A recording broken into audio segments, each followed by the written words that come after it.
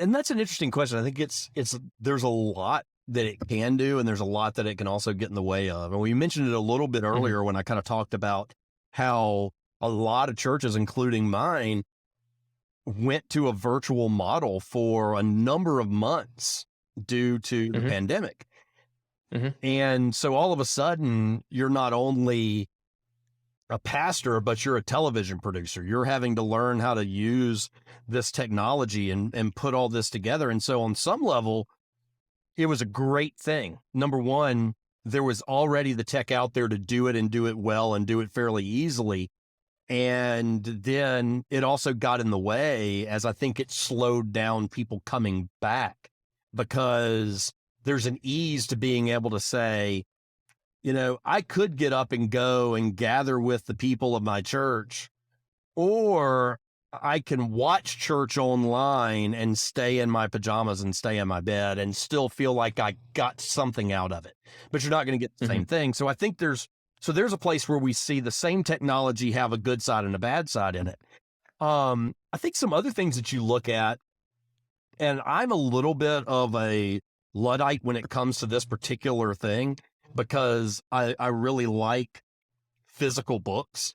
I have a Kindle and I'll use it some and I'll read some things on my computer, but there's some fantastic software out there for, doing biblical study and putting together sermons and Bible studies and stuff. The one that I use sometimes is called Logos, and it has, you can spend thousands of dollars on the software and all of the books and things that you can get to go into it. And it's fantastic when you're searching and want to, look, you've got we've got a library of thousands of books, and you can look up and see everywhere in any of those books where a certain passage or a certain topic is brought up. It's great. And I know people that every week, that's how they put things together.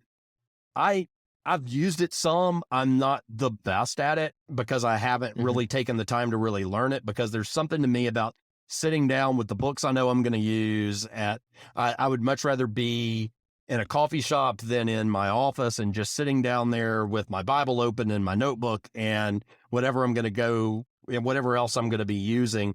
And then I'll take down physical notes, and then I'll put those, and then I'll make those digital as I'm kind of putting everything together. But I think that's fantastic that we have these resources out there. And I talk a lot about how, we have things on our phones now that make things a lot easier, both as, just individual people and as pastors. I've got a program that has has all the contact information and everything that we have on everybody who is a member of the church, that I can access that database from my phone if I need somebody's phone number, if I need somebody's email address. So if I get a text message that John Smith is in the hospital and I need to be able to check in, then I've got that at my fingertips. And if it's at 8:00 at night and nobody's at the office, I don't have to call the office and say, do you have so-and-so's phone number? I need to call them, because there's nobody there. I don't have to wait till that next day. I've got access to it because it's all in the cloud. So there's some of these things that make the job a little bit easier. Honestly, texting does that, because I can look and say, as I get to know people, is this somebody that I should go and visit? Should I make a phone call? Or is this somebody who is going to best respond to me if I send them a text message? And especially being able to disseminate information out to a large group of people quickly. Let's say we've got a snowstorm and we're going to cancel services, and we didn't really know that until 7:00 this morning, and services, Bible study starts at 9 and services start at 10:30. I can go on, type a message, and automatically send it out to everybody that's on the list. Whereas before being able to do something like that, I would have had to have started calling people and told them, hey, you need to call your list, you need to call your list, you need to call your list, and call everybody and tell them that we're not having service this morning, which would have taken ultimately hours to be able to do, that now I can do in seconds and get it out to everybody and know that they have that information.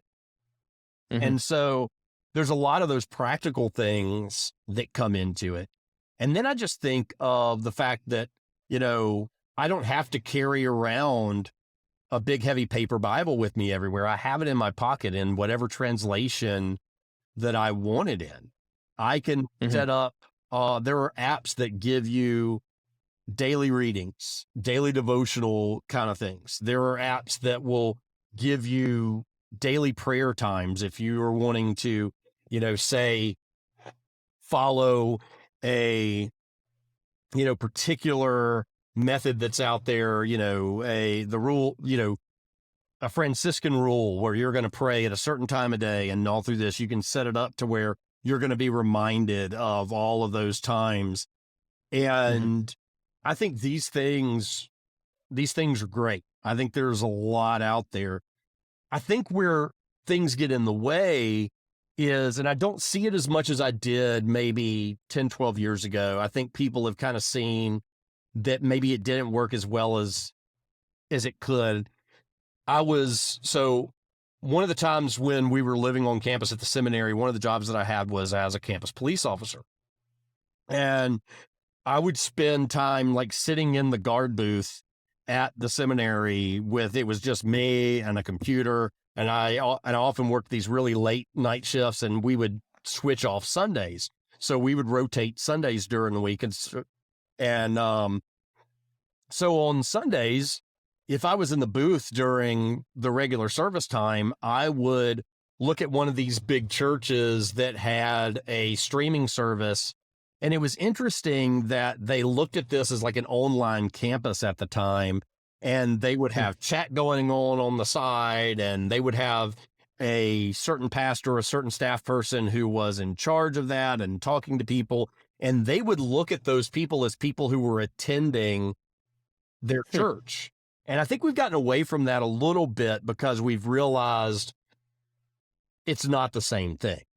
I think having things out there as podcasts, that's another great thing is, if you're looking for a church that you want to go to, you've got their website, and you've got often, whether it's on YouTube or a podcast form, you can listen to what's being taught there. You can get a little bit of a vibe of what is happening there before you ever step in the door. So I think the greatest thing that we have when it comes to communication and pastoral work or communication in the church just comes down, or technology in the church just comes down to communication.